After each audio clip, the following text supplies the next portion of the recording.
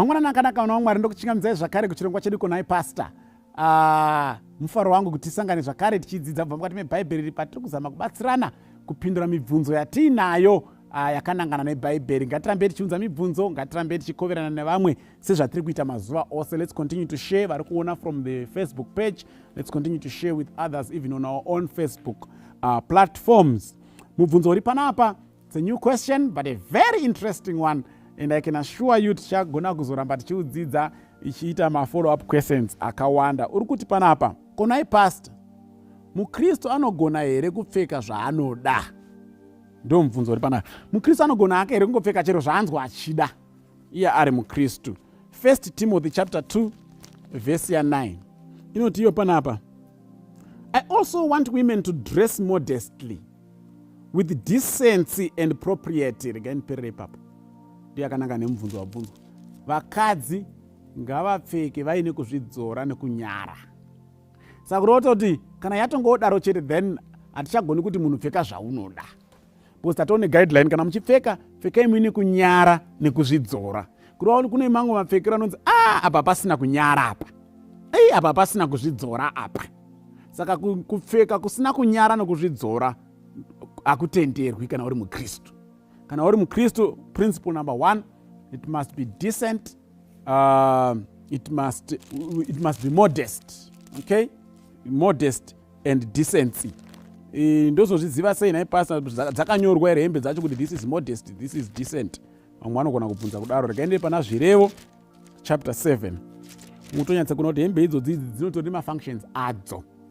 Hembe dzese dzine ma-functions adzo. Iyo ndoziva kuti iya ndapfekai ndeye apa, iya ndapfekai ndeye apa, iya ndapfekai ndira kuachiva izvo. Zvirevo 7 verse 6 ndichidzika.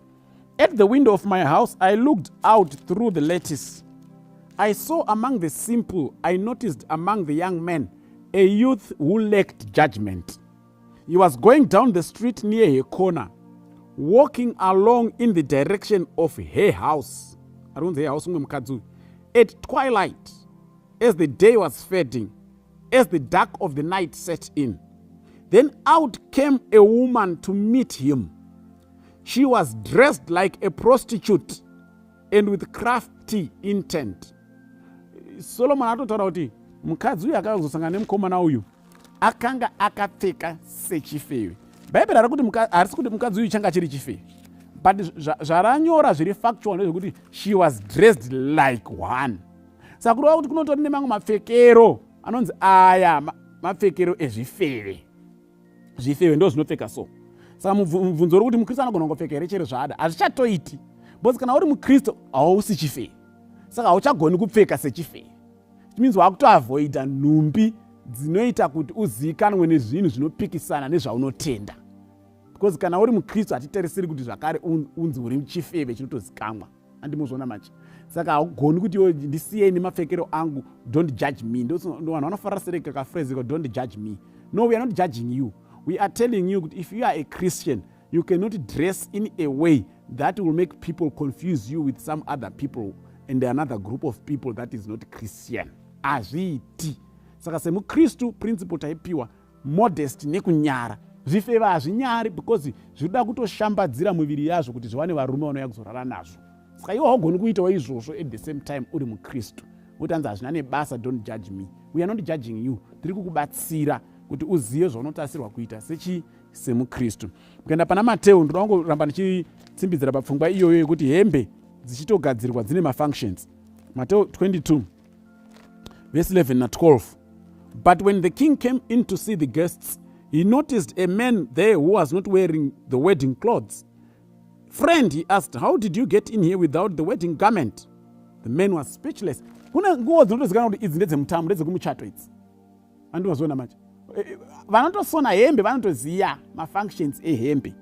Even mukana pana Ephesians chapter 6 verse 18 inoti pfekai nguo dzokurwa nadzo.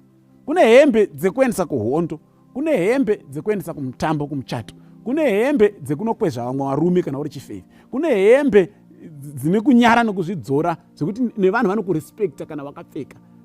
Saka please ngatisafurirane nekunyengedzana nekunyepera kuti hazvina basa, chero moyo wako chete uri right. Hakuna moyo unoita right kunze kuri wrong.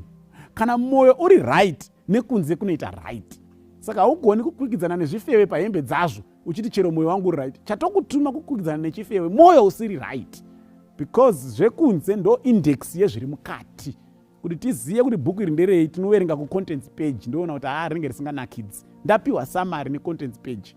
Saka zvaunoita kunze isamari yezviri mukati, taakutokuziva kuti ndo. Saka hazvigoni kuti mukristu amire apa nechifeve vongoonekwa vakafanana, hazviiti. Saka mapfekero edu, yes, they must be guided by the principles zatinopiwa nebhaibheri, modesty and decency.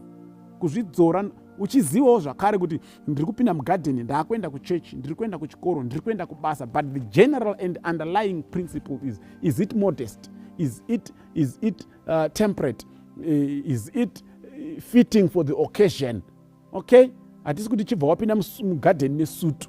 No, hazvo zvatiri kutaura. But tiri kuti even wakapfeka nguo dzekutimba nadzo mugadheni, still panofanira kunge paine kunyara. Haufaniri kuti kana vanhu vasvika wotanga kutotsvaka kuti yowe ndoita sei kuti ukangoona zvadaro, even uri mugadheni wanga wakakanganisa kupfeka. Saka even dzemugadheni dzacho dzekunochera mvura dzinofanira kugaidwa zvakare ne-the same principle, modesty and decency. Ndofunga tabatsirikana. Mwari atibatsire, Mwari atikomborere. Amen.